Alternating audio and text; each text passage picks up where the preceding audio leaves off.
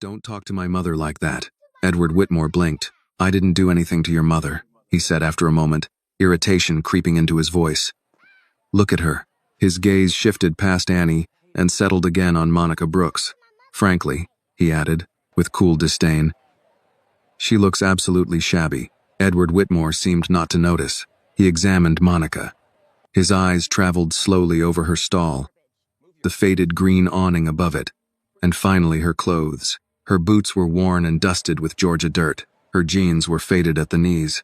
Her sleeves were rolled up from long hours of work, revealing strong arms marked with small scratches. A pair of old gloves hung from her back pocket. Edward let out a quiet breath of dismissal. A place like this, he said, gesturing toward the market around him, stays exactly the way it is because people get comfortable looking like they've given up. His voice sharpened slightly. You show up dressed like that, selling vegetables from a wooden table in a dusty parking lot, and then expect people to treat you with respect? He shook his head faintly. Honestly, eating and working like this and then wondering why the world doesn't admire it, that's part of the problem. He looked Monica up and down again. People who dress that way shouldn't be surprised when the world doesn't take them seriously. Before anyone else could respond, Annie stepped forward. She stared straight into Edward Whitmore's face. You can have all the money in the world, Annie said firmly, her voice steady despite her racing breath. But you don't have the right to insult my mother. Behind her, Monica felt the entire market holding its breath. Edward studied her again. You shouldn't shout at adults, he said. Annie didn't move. You shouldn't insult people who are working, she replied. A faint smile appeared at the corner of Edward's mouth, though it wasn't friendly. You're very bold for a little girl, and you're very rude for a grown man. Edward shifted his attention briefly toward Monica again, as if Annie were merely an interruption. Well, he said with a small shrug. Someone needed to say it. Annie's hands tightened. My mom works harder than anyone here, she said fiercely. She wakes up before the sun. She carries all those crates herself. She feeds people with the food she sells. And you walk in here wearing a suit and act like she's something to laugh at? Edward opened his mouth to answer, but something about the way the child stood there so small, yet completely unafraid, caused the words to hesitate. Only minutes earlier, the morning at West End Community Market had been perfectly ordinary. Before sunrise, vendors rolled in with pickup trucks and vans filled with produce. Wooden tables scraped against the pavement as stalls were set up. Crates of tomatoes, peaches, onions, and peppers appeared one after another, the air filled with the smell of fresh earth, cut greens, coffee, and warm fruit. Neighbors greeted each other across the aisles. Morning, Miss Monica. How your sister doing these days? You get those tomatoes from Macon this week? Monica Brooks had arrived before dawn like she did every Saturday. She arranged her vegetables carefully, tomatoes stacked where the sunlight would catch their red shine. Okra placed in shallow baskets beside the scale, collard greens spread across the back of the table like dark green fans, and beside the stall sat Annie. Her small wooden stool was positioned so she could see both the vegetables and the customers. The metal change box rested in her lap like something important because to Annie, it was. She took her job seriously. She knew the price of every vegetable. She counted change faster than many adults. She kept the quarters separated from the dimes and the nickels arranged neatly in rows. Earlier that morning, old Reverend Pike had approached the stall leaning on his cane. Morning, Miss Monica. Morning, Reverend. What can I get you today? Sweet potatoes, he said. And maybe forgiveness. Annie didn't even look up from the change box. Sweet potatoes are here, she said calmly. Forgiveness is 2 stalls over. The Reverend laughed so hard he had to hold the table. That was how mornings usually went at West End Community Market. Work, conversation, small kindnesses. But for the past week, another topic had moved quietly through the aisles. Whitmore development. Everyone had heard the rumors. A redevelopment project. Luxury shops, restaurants, and glass storefronts. And the simple truth beneath those polished words. If the land was sold, the market would disappear. Monica tried not to think about it. Annie noticed anyway. Then the black SUVs arrived. 3 of them rolled slowly into the lot. Doors opened. Men in pressed shirts stepped out, and finally Edward Whitmore emerged from the last vehicle. That's him, someone whispered from the flower stand. Whitmore walked down the aisle with 2 assistants, discussing zoning and development plans. When he reached Monica's stall, he stopped. Now Annie stood directly in front of him. Her small chest rose and fell quickly, but she didn't step back. Edward Whitmore looked down at her once more. And for the first time since stepping into the market that morning, the billionaire realized something unexpected. The smallest person in the market was the only one who wasn't afraid of him. For several long seconds after Annie finished speaking, the entire West End community market stood frozen. Edward Whitmore stood perfectly still. A young girl stood directly in front of him, small fists clenched, her eyes fixed on his face with a kind of certainty he rarely saw in adults. "You can have all the money in the world," Annie had said, "but you don't have the right to insult my mother." If this moment touched your heart, please like the video and leave a comment telling us where you are watching from. Your support means a lot, and do not forget to subscribe to the channel so you never miss another powerful story like this. Behind her, Monica Brooks felt the entire market holding its breath. Edward studied the girl carefully. Edward crossed his arms slowly. "You speak very confidently," he said. "I speak the truth." There was no hesitation in her voice. Behind the stall, Monica placed a gentle hand on Annie's shoulder. "Annie," she said softly, "that's enough." But Annie shook her head. "No, Mom." Her eyes stayed on Edward Whitmore. "He needs to hear this." The words caused another ripple of quiet surprise across the market. Edward tilted his head slightly. "Do I?" Annie nodded. "Yes, sir." Something about the way she said "sir," respectful but unwavering, caught the attention of several of the older vendors. Edward waited. "Go on then," he said. Annie drew in a breath. "My mom wakes up before the sun comes up," she said. She pointed toward the stacked crates beside the stall. "She carries those boxes herself. Those things are heavy. I tried lifting one once and I couldn't even move it." A small laugh escaped someone near the honey stand, quickly covered by a cough. Annie continued. "She works all morning so people here can cook dinner for their families." Her voice didn't rise. It didn't need to. "And when the market closes," Annie added, "she still has to clean everything, pack the truck, drive home, cook dinner, and make sure I finish my homework." Edward listened without interrupting. Annie took a small step closer. "You walked in here, looked at her clothes, and decided she didn't deserve respect." Her gaze didn't waver. "That's wrong." Edward Whitmore held her stare for a long moment. Then he glanced around the market. He noticed things he had barely registered earlier. The worn wooden stalls, the patched awnings, the cracked pavement where weeds had pushed through over the years. But standing there now, he noticed something else too. The way Annie stood squarely in front of her mother like a small shield. Edward looked back at the girl. "You seem very certain your mother deserves respect," he said. Annie answered without hesitation. "She does, even though she runs a vegetable stall in a place that's clearly struggling?" "Yes." Edward studied her again. "And you believe that kind of work deserves admiration?" "Yes." The answer came faster this time. Annie gestured toward the vegetables laid out on the table. "People come here because they trust her," she said. "They know the food is fresh. They know the price is fair. They know she works hard." Miss Celia from the preserves table lifted her chin slightly. Old Reverend Pike nodded once from where he stood with his cane. Mr. Halverson at the honey stand folded his arms thoughtfully. Annie noticed them. She swept a small hand toward the surrounding stalls. "All these people know her." She looked back at Edward Whitmore. "Respect doesn't come from wearing an expensive suit." Edward said nothing for a moment. Behind him, one of his assistants shifted nervously. "Mr. Whitmore," the man murmured quietly, "we still need to inspect the west section of the property." Edward raised a hand without turning. The assistant fell silent immediately. Edward's attention remained on Annie. "You handle the money here?" he asked. Annie nodded. "I do the change. And you're good at it?" "Yes."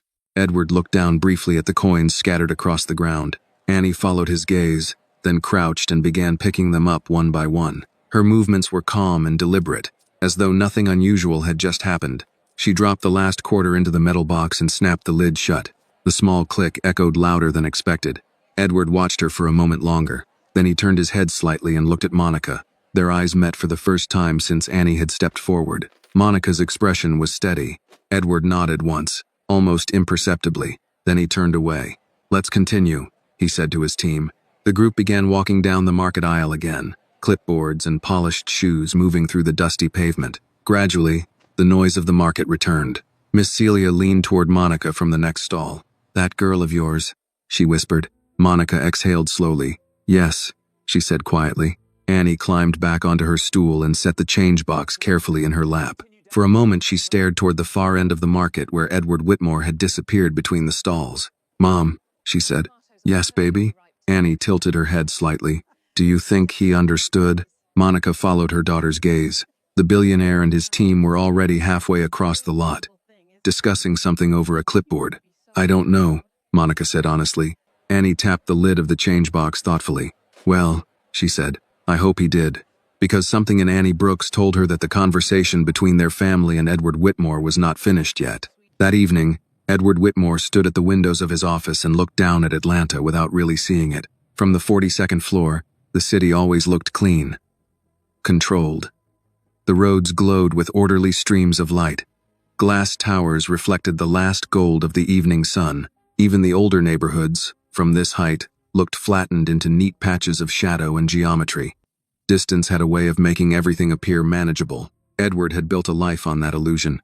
Behind him, the office was silent except for the low hum of climate control and the soft click of a folder being placed on his desk. Daniel Price stood waiting. Edward did not turn right away. He kept one hand in his pocket, the other resting lightly against the window frame, his reflection staring back at him in the glass. For most of the day, every time he had closed his eyes, he had seen the same thing. A small girl standing in the middle of a market aisle, coins on the pavement. That voice. Respect doesn't come from wearing an expensive suit. Sir, Daniel said carefully, you asked for background on Monica Brooks. Edward turned then and crossed the office in a few quiet steps. Daniel had laid out a slim file, no thicker than a church bulletin. That, somehow, irritated him. Whole lives reduced to thin folders always did, though he rarely admitted it. He sat, opened the file, and began to read. Monica Brooks, 34. Single mother, resident of a modest apartment on the west side. Temporary lease. No significant assets. One child. No spouse listed.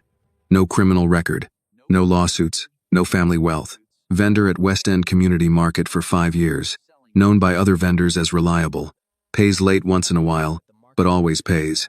There was a small stapled note near the back. Borrowed vehicle for produce pickup. Works 6 days a week. Leaves market after close. Picks up child schoolwork from aftercare on weekdays. No known support system beyond neighborhood and market community. Edward read that page twice. Who put this together? He asked. Daniel adjusted his glasses slightly.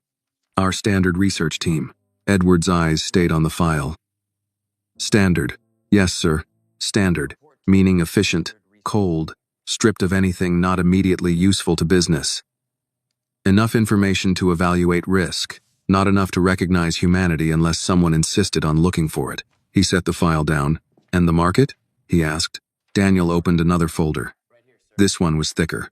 West End Community Market occupies the most valuable portion of the block, he said. If acquired in full, the site would allow for continuous frontage along both primary streets.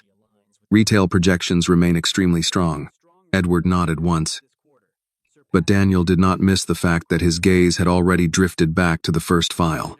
There's resistance from the vendors, Daniel added. Mostly informal for now. Anxiety, rumors, some talk of petitions. Some talk. Yes, sir. Edward leaned back in his chair. He thought of the market in the morning light, of old wood and stacked produce, of people looking at one another as if they belonged to something more binding than contract law. It had not impressed him when he first stepped into it. He had seen age, disorder, low yield, but then that child had spoken, and somehow the whole place had shifted under his feet, not literally, of course, but enough. You're distracted, Daniel said. It was not an accusation.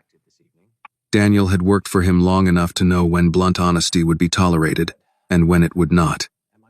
Tonight, apparently, it would. Edward let out a short breath. Am I? Yes. Edward looked at him. Daniel hesitated only briefly. Sir, with respect, most people shout when they're afraid. That girl didn't. Edward's expression did not change. No, he said quietly. She didn't. Daniel closed the second folder. She believed what she was saying. Edward looked again at Monica's file. She shouldn't have spoken to me that way. Daniel said nothing. Edward tapped one finger against the edge of the desk. And yet, Daniel echoed carefully. For a moment, the room went quiet again. Then Edward asked, Did you find anything unusual? About Monica Brooks? No, sir. Other than the obvious. Which is? She works harder than most people with 10 times her resources. Edward did not answer. He returned his gaze to the window. Across town, in a second-floor apartment above a laundromat and a closed tax office, Monica Brooks was standing at her kitchen sink rinsing collard greens for dinner. The apartment was small, but clean. Annie's school papers were clipped to the refrigerator with mismatched magnets. One kitchen chair had a loose leg Monica kept meaning to fix. The linoleum near the stove had begun peeling at one corner. A pot of beans simmered low. Cornbread cooled beneath a dish towel. Through the open window came the layered sound of evening traffic, somebody laughing on the sidewalk, and a dog barking 2 buildings over. Annie sat at the table with her homework spread in front of her and the metal change box beside her like a trusted companion. Monica glanced over her shoulder. "Why is that box in my kitchen?" Annie looked up. "I'm checking it. You checked it 3 times already." "I'm checking it emotionally now." Monica had to press her lips together to keep from smiling. "Emotionally," she repeated. "Yes, ma'am." Monica turned back to the sink, though the smile still touched one corner of her mouth. It did not stay there long. The day had exhausted her in ways labor usually did not. Physical work she understood. You lifted, carried, bent, sorted, sweated, kept moving. The body complained and then eventually forgave you. Humiliation was different. Humiliation stayed. It sat somewhere just under the ribs and replayed itself in pieces. A glance, a tone, a sentence you wished you had answered differently. Monica had lived long enough to know that what hurt most was not being seen as poor. Poverty, in one form or another, had followed her for years. What hurt was the contempt, the assumption that hard work and worn clothes meant a smaller kind of life. At the table, Annie pushed her worksheet aside. "Mom?" "Yes, baby? Are we going to lose the market?" Monica dried her hands slowly before turning around. Children deserved honesty, but they also deserved sleep. Mothers spent half their lives choosing between the two. "I don't know," Monica said finally. "Not yet." Annie studied her face. "That man wants it," she said. Monica pulled out the chair across from her and sat down. "Yes, he thinks because he has money, he can do whatever he wants." Monica folded her hands. "A lot of people think money means they don't have to listen." Annie frowned. "That's stupid." Monica laughed softly then, tired but real. "Well, you're not wrong." Annie touched the lid of the change box with one fingertip. "I didn't mean to yell that loud." "Yes, you did." A pause. Then Annie gave a tiny, reluctant smile. "Okay. I did." Monica reached across the table and smoothed a loose braid away from Annie's cheek. "You cannot talk to every rude person in this world like that," she said gently. "Why not?" "Because sometimes rude people had power. Because sometimes power turned mean. Because mothers lay awake nights trying to imagine how to keep a child both good and safe." Instead, Monica said, "Because not everybody deserves that much of your energy." Annie considered this deeply, the way she considered most things. "But you deserved somebody saying something." The words landed softly. Harder, somehow, for being soft. Monica looked at her daughter for a long moment. Then she said, "Come, set the table." Annie slid down from her chair and carried 2 plates over with great seriousness. "Mom?" "Yes. If he comes back, I'm still watching him." Monica set the cornbread on the table. "I know you are." Annie nodded once, satisfied with being understood. Back downtown, Edward Whitmore closed Monica's file at last, but not before his eyes caught one final line handwritten in the margin by someone from the research team. "Child often present at stall. Handles cash. Bright. Alert. Bright. Alert." Edward stared at the words longer than he should have. Then he stood, took the file with him, and walked once more to the window. Below him, the city glittered with all the confidence of money, but somewhere beyond the shine and height and steel, in a neighborhood his investors would call transitional and his planners would call underutilized, a woman was likely serving dinner after a 12-hour workday, and a little girl with sharp eyes was probably still deciding whether he had understood what she said. For the first time in a long while, Edward Whitmore found himself unsettled not by opposition, but by the possibility that a child might be right. The next morning, West End Community Market woke the same way it always did. Before the sun fully cleared the rooftops, trucks were already pulling into the cracked parking lot. Vendors dragged wooden tables into place, the legs scraping across pavement worn smooth by decades of Saturdays. Crates thumped onto the ground. The smell of tomatoes, onions, coffee, and damp earth slowly filled the morning air. But something in the atmosphere had changed. People spoke a little quieter. Heads turned more often toward Monica Brooks's stall. Word traveled quickly in places like this, and by the time the first customers arrived, everyone already knew what had happened the day before. The story had grown in the telling. Some said Annie had shouted down a billionaire. Some said the man had turned red and stormed off. Others claimed he'd looked like someone had slapped him with a truth he wasn't ready for. Miss Celia was retelling the moment for the third time near the preserves table. "I'm telling you," she said, tapping the lid of a jar for emphasis. That child stood there like a tiny preacher. Old Reverend Pike chuckled beside her. "Well," he said, "sometimes the Lord sends the message in a smaller package." Across the aisle, Monica unloaded a crate of sweet potatoes from the back of her van. She worked quickly, the way she always did, but she could feel the attention drifting toward her stall, like sunlight creeping across a floor. Annie noticed it too. She sat on her stool with the metal change box in her lap, watching the market with sharp eyes. "Mom," she said quietly. "Yes, baby?" Everybody's staring. Monica slid the crate into place beneath the table. "That's because people like a story," she said calmly. Annie tilted her head. "I didn't do it for a story." "I know." Monica wiped her hands on a small towel and began arranging tomatoes in careful rows. "But once something happens in a place like this," she added, "people talk about it for a while." Annie considered that. Then she opened the change box and began organizing the coins. "Well," she said thoughtfully, "they better make sure they tell it right." By mid-morning, the market had returned to its usual rhythm. Customers moved through the aisles. Conversations floated between stalls. Children tugged their parents toward baskets of peaches. The radio near the honey stand played an old gospel song, and slowly, the attention around Monica's stall faded, which was exactly how Monica preferred it. She handed a bag of collard greens to a customer and accepted a $10 bill. "Annie?" "$6.50 back," Annie said, already counting. Coins clicked neatly into the woman's palm. "You're fast," the customer said with a smile. Annie nodded. "I practice." Monica shook her head slightly. Then a shadow passed across the stall. The conversation around them softened again, not as suddenly as the day before, but enough for Annie to look up. Two black SUVs had just pulled into the lot. They stopped near the edge of the market. Doors opened. Men in pressed shirts stepped out. And then Edward Whitmore stepped from the second vehicle. Miss Celia saw him first. "Well now," she murmured under her breath. Across the aisle, Reverend Pike leaned on his cane and watched carefully. The billionaire began walking through the market again, though something about the scene was different this time. Yesterday he had walked like a man inspecting property. Today his pace was slower, more deliberate. His assistants followed a step behind, carrying folders and tablets, but Edward himself said nothing. He simply observed. He passed the honey stand. Mr. Halverson gave a short nod but did not speak. He passed the preserves table. Miss Celia met his gaze without flinching, and then he reached Monica's stall. For a moment, neither Monica nor Annie spoke. Edward looked at the vegetables laid out on the table. The tomatoes were bright in the sunlight. The collards were fresh. The okra sat neatly arranged in shallow baskets. Then he looked at Annie.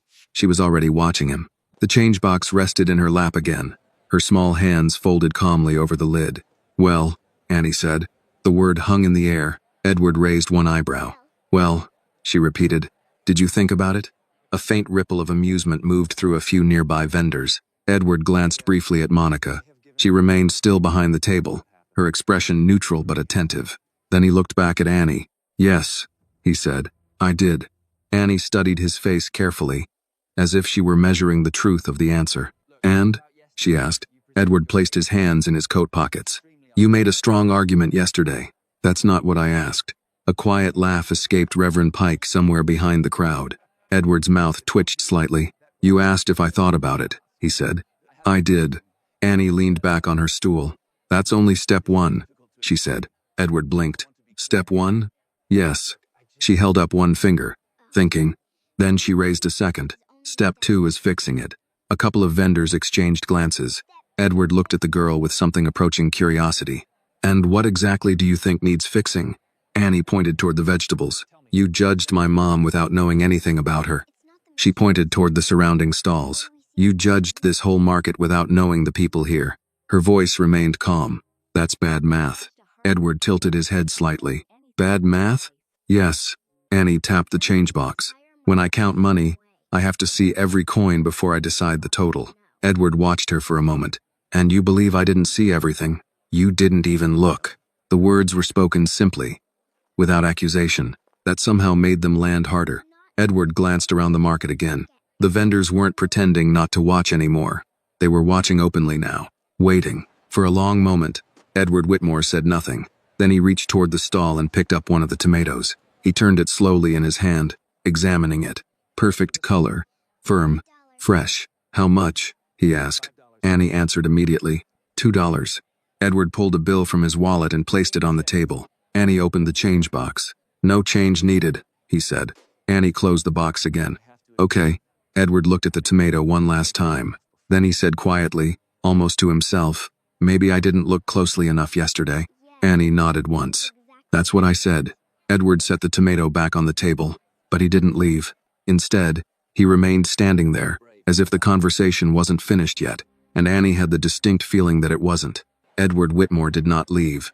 That was the first thing everyone noticed. Men like him were supposed to move through places like West End Community Market the way Weather moved through briefly, decisively, without becoming part of anything. They arrived, evaluated, and went on to rooms where decisions were made over polished tables and filtered water. They did not stop at a produce stall after being corrected by a child and stand there as if the conversation still belonged to them. But Edward stayed. The tomato he had almost bought sat where he had set it down, red and unbothered in the morning light. Annie kept both hands on her change box and watched him the way a school principal might watch a student who had already lied once and was being given exactly one chance to do better. Monica did not speak first. She had long ago learned that silence, properly used, could force a person to reveal what they had really come for. Edward glanced from Annie to Monica, then to the vegetables arranged across the table. These are yours? He asked. Monica folded a paper sack for a customer and nodded. They are. You source them locally? Some. Some from a distributor south of the city. Some from a farm outside Macon when the price isn't too high. Edward absorbed that. And this stall supports both of you. It was not phrased as a question, but Monica answered anyway. It does. A woman waiting to buy onions shifted her purse higher on her shoulder but made no attempt to leave. Two men near the honey stand stopped pretending they were interested in bees. Edward slipped one hand into his coat pocket. How long have you been here? 5 years. And before that? Monica handed the woman her onions, named the price. Waited while Annie counted back change, and only then looked at him. Before that, she said evenly, I was working somewhere else. Edward's face revealed nothing. But Annie noticed the question still sitting behind his eyes. My mom's not applying for a job, Annie said. A few people nearby smiled into their collars. Edward looked down at her. No, he said. I suppose she isn't. Annie lifted her chin. Supposing correctly is better than talking wrong. This time the laugh that moved through the nearest stalls was impossible to hide. Even Monica had to turn slightly, pressing her lips together for a moment before facing forward again. Edward's expression altered by the smallest degree. Not a smile. Not quite. But something in him had adjusted. Before he could answer, old Reverend Pike appeared at the edge of the stall with his cane and his usual timing. Morning again, the Reverend said, looking from Monica to Edward to Annie, and then back to the Collards. I seem to recall I came here for sweet potatoes, but I may stay for the character development. Reverend, Monica said. A warning threaded lightly through the word. What? He asked, offended only in the theatrical sense. I'm old. I've earned the right to observe. Annie nodded solemnly. That's true. Edward turned toward the older man. You've been here long? Reverend Pike adjusted his hat. Long enough to remember when this lot was mostly gravel and 2 folding tables. He tapped his cane once on the pavement. Long enough to remember who sold out, who hung on, who buried spouses, who raised children from behind these stalls. His gaze sharpened, long enough to know there's more here than square footage. The words did not sound rehearsed. That was probably why they landed. Edward said nothing. Miss Celia, who never missed an opening once she believed she had moral permission, called from her preserves table. This market kept half this neighborhood fed in '08 when folks were losing homes and pretending they weren't. She straightened a row of jars. Ain't no shopping center ever done that. Mr. Halverson from the honey stand joined in without looking up from his labels. My wife sold candles here after my pension got cut. He shrugged, the movement careful with age. Helped us keep the lights on 2 winters. The woman who had just bought onions tucked the bag under her arm and added, Miss Monica brought vegetables up to my sister when she had surgery and couldn't drive. Monica immediately shook her head. That was nothing. No, the woman said. It wasn't. Edward stood in the middle of it, hearing not a protest, but a testimony. There was no chanting, no signs, no public relations strategy behind it, just ordinary people stating plain facts in ordinary voices, which somehow made the defense of the place feel more serious than outrage would have. Annie watched his face. You see? She said quietly. Edward met her eyes. I'm listening. Annie considered him a moment, then nodded once as if marking a small point in his favor. A pickup rattled past the outer fence. Somewhere down the row, a toddler began crying over a dropped cookie. The market, sensing it had made its point for now, slowly resumed its movement. But the energy around Monica's stall stayed taut. Edward looked across the aisle, at the line of old tables, the patched canopies, the handwritten signs listing prices in thick black marker. He saw what he had always seen before. Age, inefficiency, low-margin trade. But now those things were layered beneath other facts he could not as easily dismiss. Longevity, memory, interdependence. People whose lives were stitched into the place in small invisible threads. Daniel Price approached from a respectful distance, holding a tablet against his chest. He read the scene in one glance and chose his tone accordingly. Mr. Whitmore, he said softly. The zoning consultant is waiting by the south fence. Edward did not turn. He can wait. Daniel nodded once. Annie noticed that too. Edward looked at Monica again. You've heard about the redevelopment. Yes. And you know why investors want this block? Yes. Then you understand this market sits on valuable property. Monica's face did not change. Property is valuable because people give their lives to it. It was the kind of sentence a person could only say if she had earned every word of it. Edward's eyes held hers a second longer than before. Annie felt the current in that silence, though she did not yet have the language for it. Then Edward said, There are plans to modernize the area. Miss Celia snorted from across the aisle. That's a pretty word for pushing old folks out. Daniel glanced toward Edward, waiting to see whether he would object. He did not. Annie swung one foot once beneath her stool. When grown-ups say modernize, she said, it usually means somebody else is about to have a bad day. Several heads turned toward her. Edward looked down. You have opinions about a great many things. Yes, Annie said. That saves time. He almost smiled again. Almost. Monica reached for a basket of okra and began restacking it. With respect, Mr. Whitmore. Whatever happens on paper doesn't happen on paper for us. It happens in rent, in food, in whether my daughter has a place to sit while I work. Edward's gaze shifted to Annie's stool, then to the change box in her lap. The box was old but polished by use along the edges. Her thumb rested possessively over the latch. She always comes with you? He asked. Most Saturdays, Monica said. I help, Annie added. I can see that. It was not said unkindly. That, more than anything, made Annie narrow her eyes. She had already decided kindness from him should be verified, not assumed. A voice rose from farther down the aisle, Mr. Jenkins from the bread table calling out prices on fresh rolls. The smell of coffee drifted through again. The market pressed on, as markets do. Even while lives stood at the edge of being altered, Edward turned slowly, taking in the people around him one more time. Old Reverend Pike with his cane, Miss Celia with her preserves and sharp mouth, Mr. Halvorson with his honey and his pension stories, the woman with the onions, Monica behind her vegetables, Annie guarding a metal box like the whole moral order of the world might be stored inside it. When he finally spoke, his voice had changed just slightly, less declarative, more careful. This project, he said, is bigger than one stall. Reverend Pike answered before Monica could.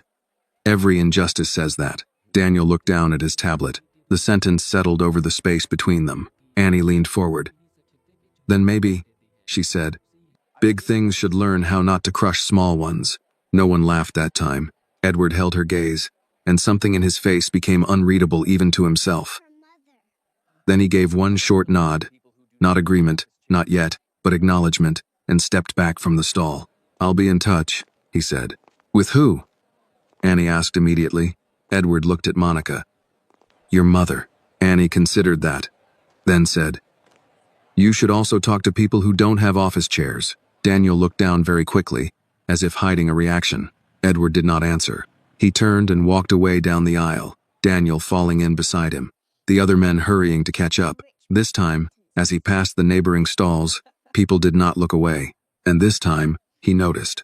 Annie watched until the black SUVs pulled out of the lot and disappeared beyond the fence. Then she looked up at Monica. He's still thinking in rich people sentences. Monica let out a breath that was very nearly a laugh. Maybe. Annie tapped the lid of her change box. He better think faster. Miss Celia called over. Baby, you keep talking like that and he's going to need a whole second childhood. Reverend Pike nodded. And possibly Sunday school. The market laughed then, the sound easing some of the pressure that had been sitting on everyone's chest since yesterday.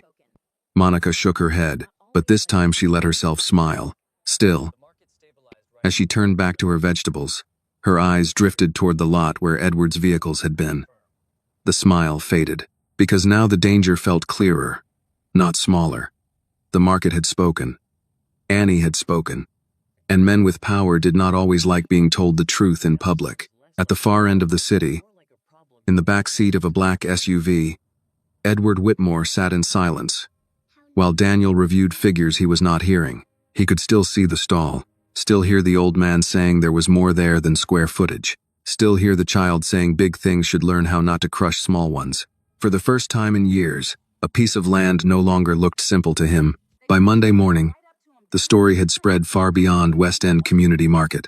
Stories had a way of traveling faster than truth. But in this case, the truth was already dramatic enough. By the time the week began, people across the neighborhood were repeating the moment in their own versions. A little girl had stood up to a billionaire. Some said she shouted him down. Others said she embarrassed him.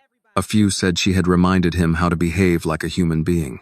At the small barber shop 2 blocks from the market, the television above the mirror was playing a local news segment. The reporter stood in front of the familiar wooden stalls. Residents are raising concerns about a proposed redevelopment project that could replace the long-standing West End Community Market with a commercial complex.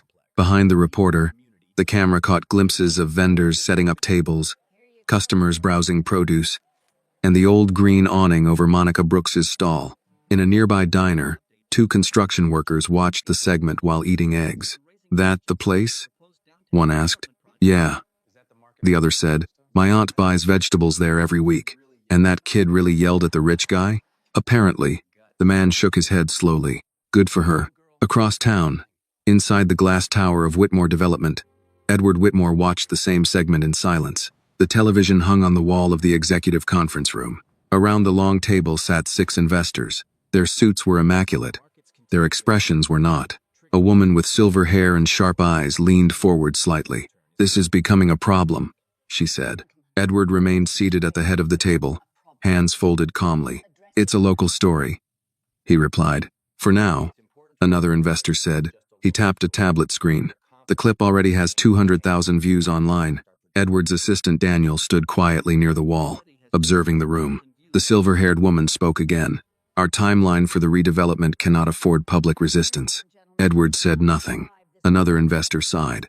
Edward, this market is sentimental for people. You know how these things go. If protests start, the city council slows down permits. Zoning hearings drag out for months. And suddenly, a 2-year project becomes 5. Edward leaned back slightly in his chair. We haven't submitted final plans yet. That's exactly why we should move faster, the man insisted. The room waited.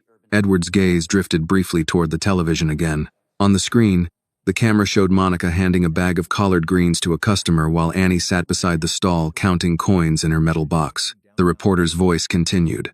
Many community members say the market represents more than just a place to buy food. For some residents, it represents history. Edward picked up the remote and muted the television. The silence that followed felt heavier than the report itself. Edward, the silver-haired investor said, her tone firm.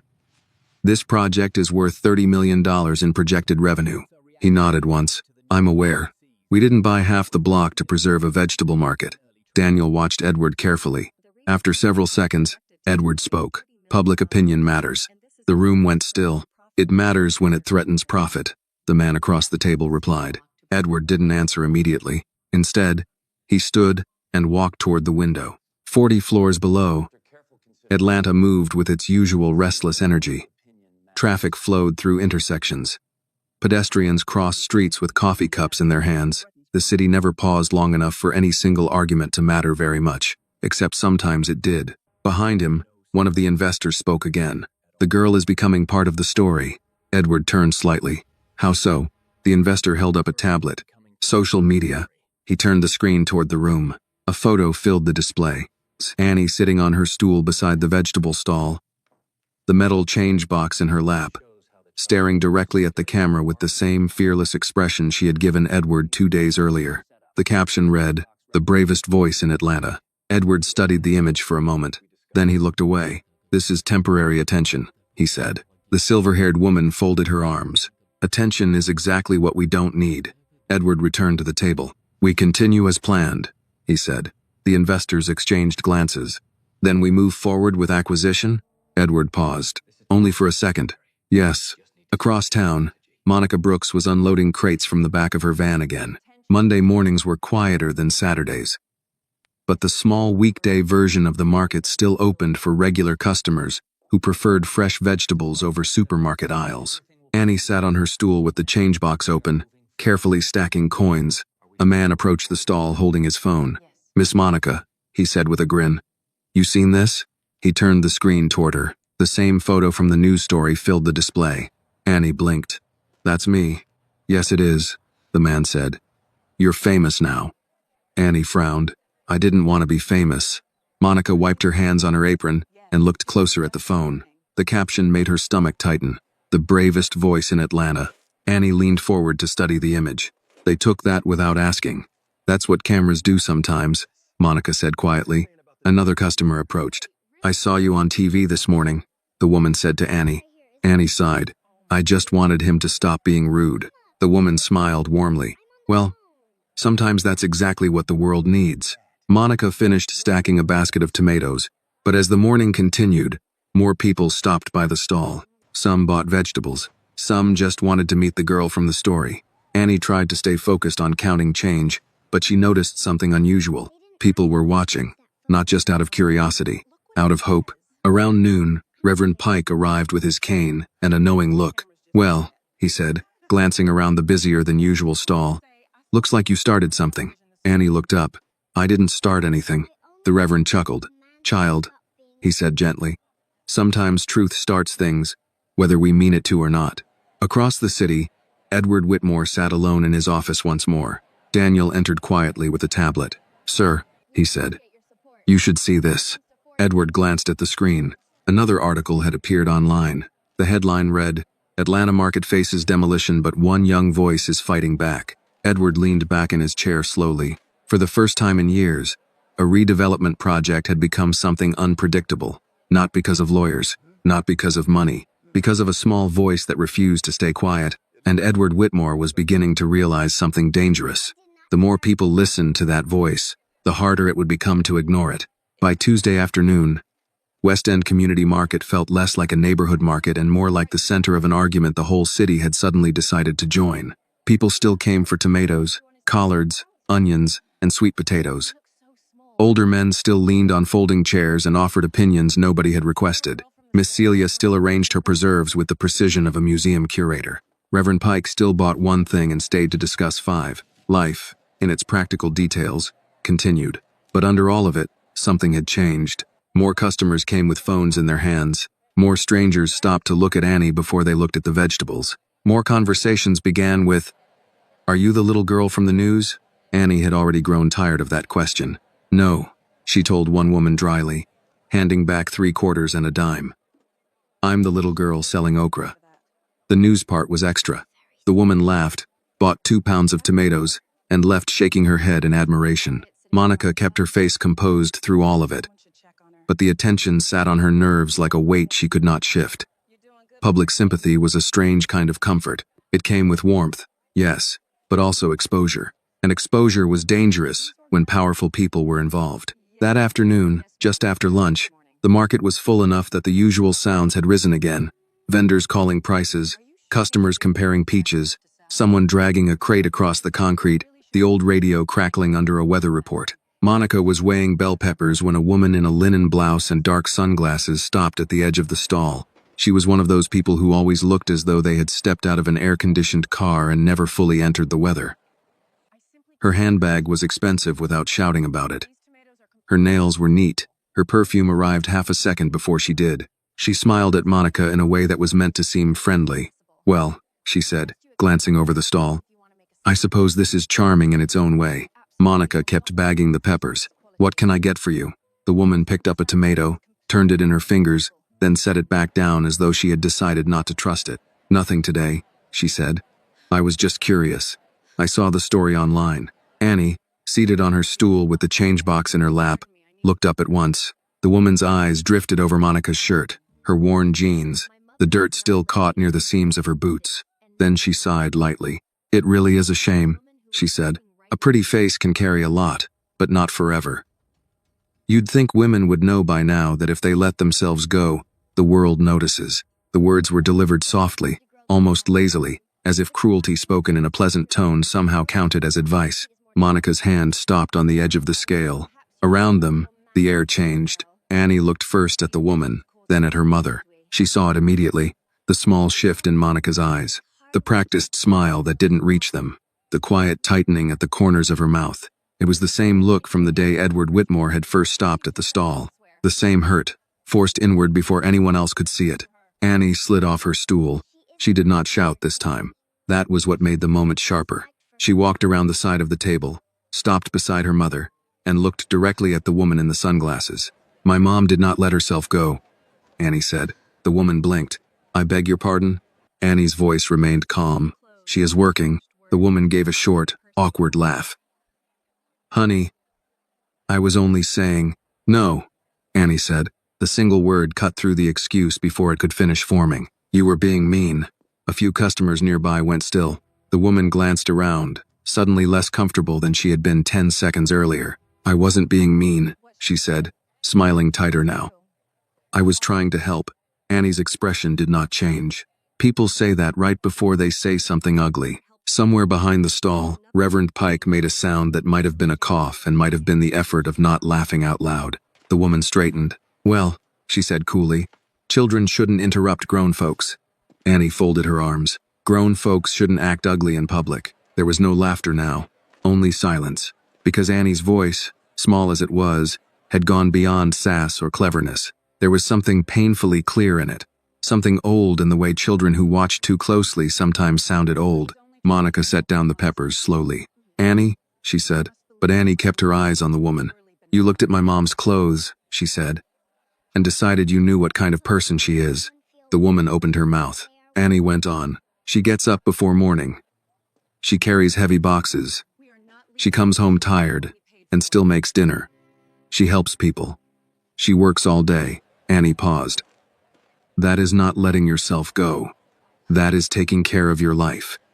The market had gone quiet again. Miss Celia stopped in the middle of wrapping a jar. Mr. Halvorsen looked up from his honey labels. Two younger men near the bread table turned completely toward the stall. Annie took one small breath. "My mom isn't less because she looks tired," she said. "She looks tired because she does more than people like you." The woman in sunglasses had lost all trace of ease now. Color touched her cheeks. "I think this child is being extremely disrespectful," she said, glancing toward Monica, as if expecting the mother to step in and restore a social order that no longer favored her. Monica met her gaze. "No, ma'am," Monica said quietly. "She's telling the truth." That did it. The woman gave a short offended laugh, turned, and walked away faster than dignity usually allowed. The silence she left behind held for half a heartbeat. Then Reverend Pike exhaled loudly through his nose. "Well," he said, "if I were her, I'd keep walking until I hit Alabama." A ripple of laughter moved through the market. Soft at first and then fuller. Not mocking so much as relieved. A pressure valve releasing. Annie looked up at her mother. "Was I too much?" Monica stared at her for a long moment. Then she reached down and touched Annie's cheek. "No, baby," she said. "You were exactly enough." The words landed harder than Monica intended. For a second, Annie just looked at her. Then, satisfied, she nodded once and went back to her stool. Customers resumed moving. The radio resumed crackling. Somebody asked about sweet potatoes. Somebody else laughed too loudly at Reverend Pike's Alabama remark. Life closed around the moment and carried it forward, but the moment did not disappear. It moved through the market. It settled into memory. And, because the world now insisted on recording everything, it traveled farther than that. A college student near the flower stand had captured most of the exchange on her phone. By 4 o'clock, the clip had spread online. Not Annie shouting, Annie speaking, calm, direct, clear.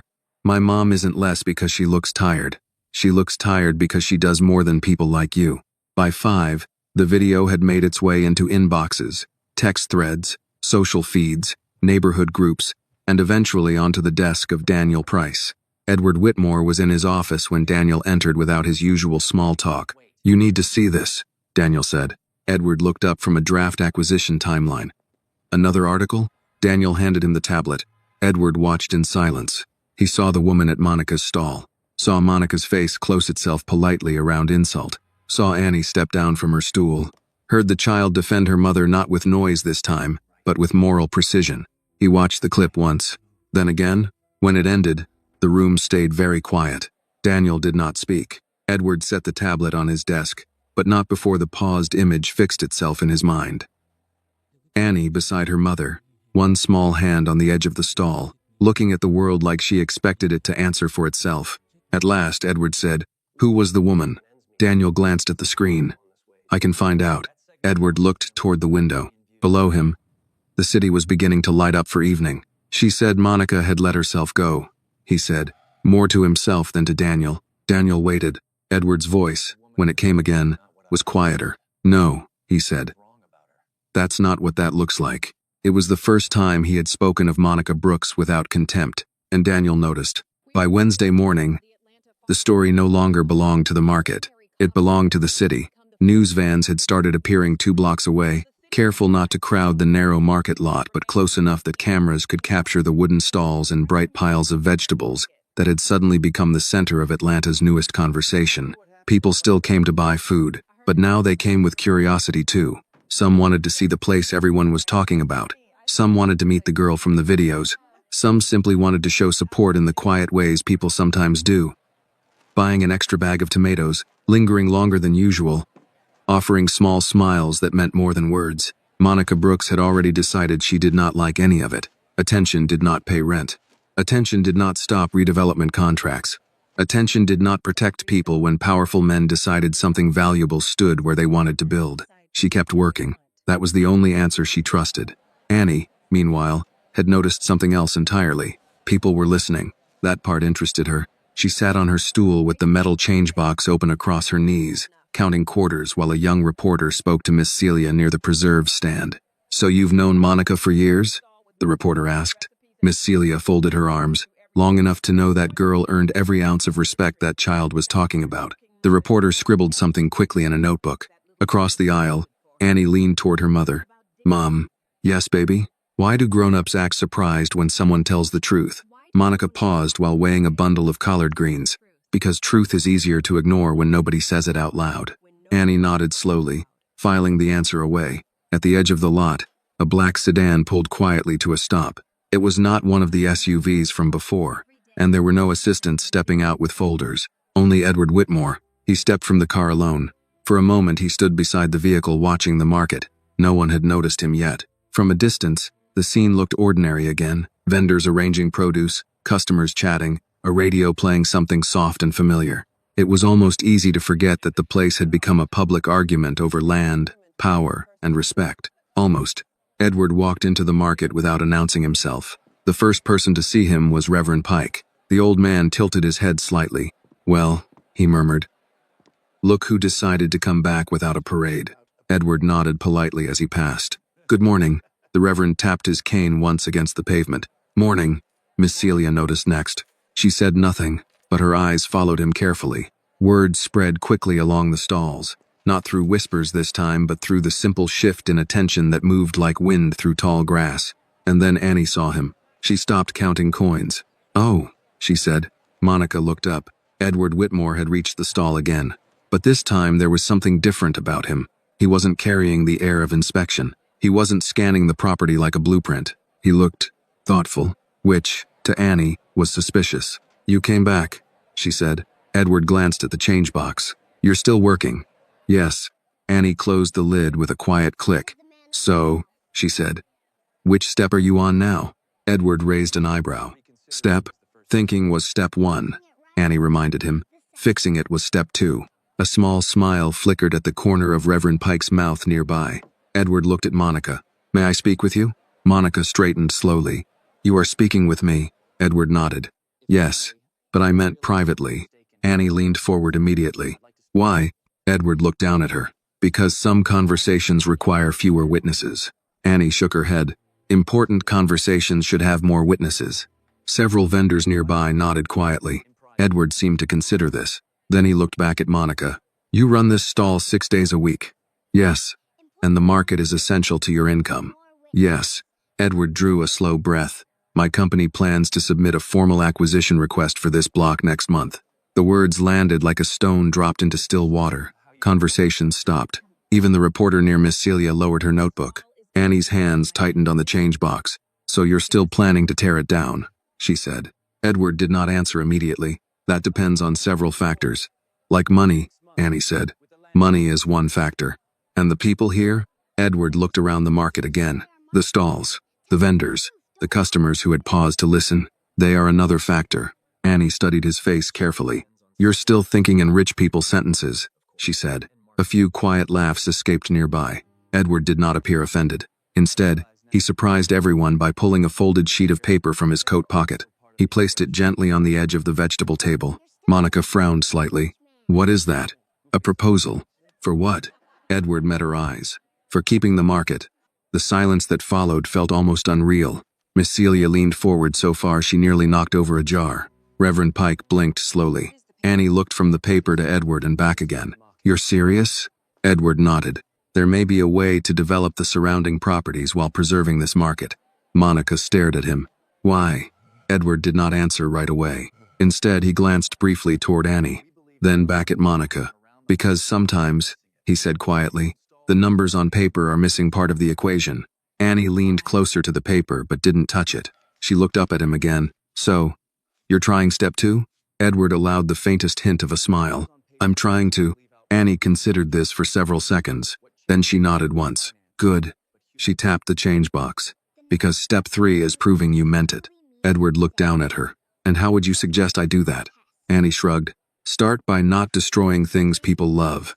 The market held its breath again. Edward Whitmore looked around the wooden stalls one more time, and for the first time since the argument began, the future of West End Community Market no longer seemed as certain as it had the week before. The silence after Edward Whitmore placed the folded paper on Monica Brooks's table lasted only a few seconds. But it changed the shape of the morning. Markets were not built for silence. They were built for weighing produce, counting cash, greeting neighbors, calling out prices, and discussing weather, church, and blood pressure with equal seriousness. Silence in a place like West End Community Market meant something had landed hard enough to interrupt life itself. Monica looked down at the paper, but she did not touch it. Annie did, not enough to unfold it. Just one finger against the edge, like she was testing whether it was real. Miss Celia came one careful step closer from her preserve stall. Reverend Pike leaned in on his cane.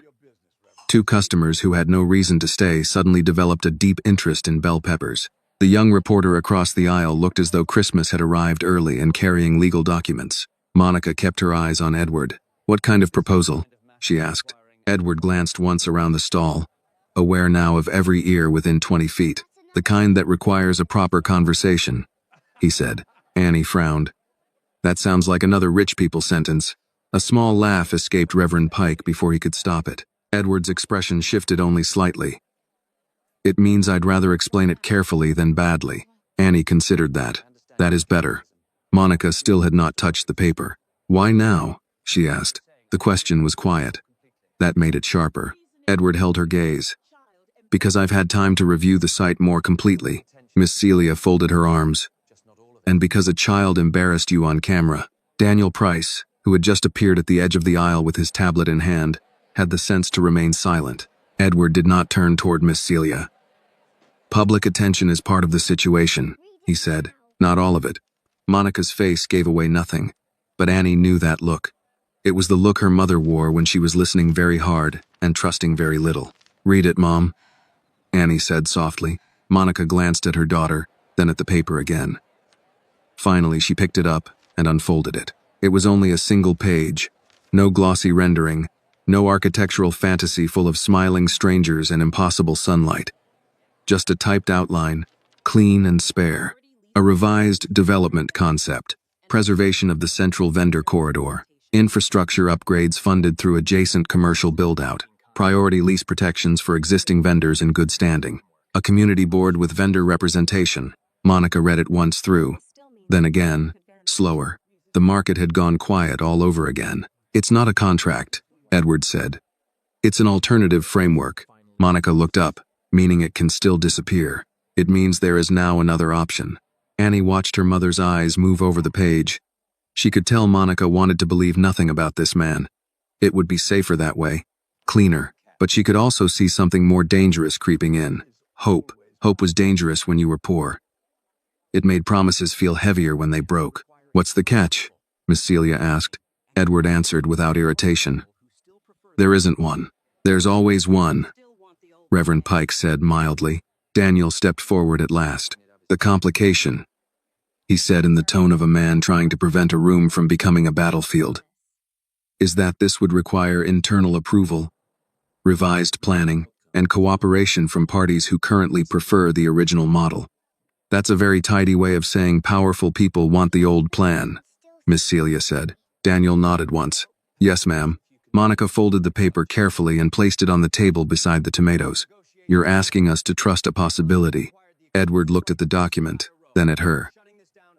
I'm saying the original outcome is no longer the only one under consideration. Annie rested both hands on her change box. That still sounds slippery. This time even Monica almost smiled. Before Edward could answer, a voice cut in from behind him. Sir, it was Harold Pike. He was walking fast, shoulders tight, a leather folder clamped in one hand. Unlike Daniel, Harold never understood the value of entering a tense situation gently. He came to problems the way men came to fences they intended to kick down. He stopped when he saw the crowd around the stall. His eyes moved from Edward to Monica to Annie, then to the folded page on the table. Something hard flashed across his face. We need a word, he said. Edward did not move. You can speak. Harold glanced at the surrounding vendors, clearly disliking the idea of witnesses. Privately, no. The word came flat and final. Annie looked up at Monica, as if to say, see? Important conversations should have witnesses. Harold inhaled slowly through his nose. The city inspector's office has finalized preliminary compliance concerns for several vendor units. Monica's spine stiffened. Daniel looked sharply at Harold. What concerns? Harold opened the folder. Structural hazards, code inconsistencies, unauthorized modifications, sanitation flags. Miss Celia made a sound of disgust. Oh, spare me. Harold ignored her and continued.